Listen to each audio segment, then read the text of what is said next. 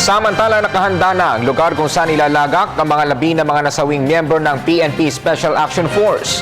Matapos ang arrival honor sa Villamor Air Base, ay dinala ang mga ito sa funeraria bago ilagak sa Camp Bagong Diwa. Si Alvin Baltasar sa detalye.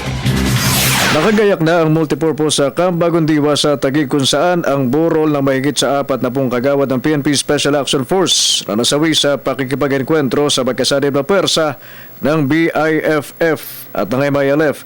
Sa tarpaulin na nakakabit sa harap ng dako ng paglalagakan ng mga labi, makikita roon ang larawan ng 44 na miyembro ng PNP SAF na brutal na napatay sa pakikipagbakbakan. Sa loob ng multipurpose, may ilang mga bulaklak na rin ang makikita habang maayos na ring nakalinya ang mga upuan.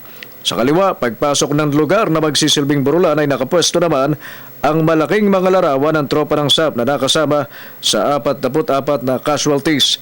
Handa na rin ang labas at paligid ng lugar gayong may mga tolda ng nakapwesto para sa inaasahang pagdagsa ng mga nais makiramay sa mga naiwang pamilya ng napatay na puwersa ng Special Action Force.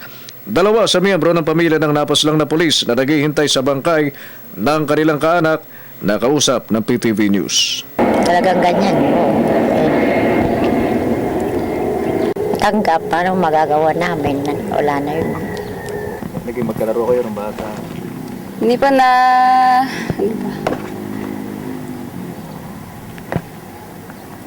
Bago mag-alas 12 ng tanghali, lumabas ng Villamor Air Base ang mahabang konvoy ng mga nasawing kagawad ng SAP.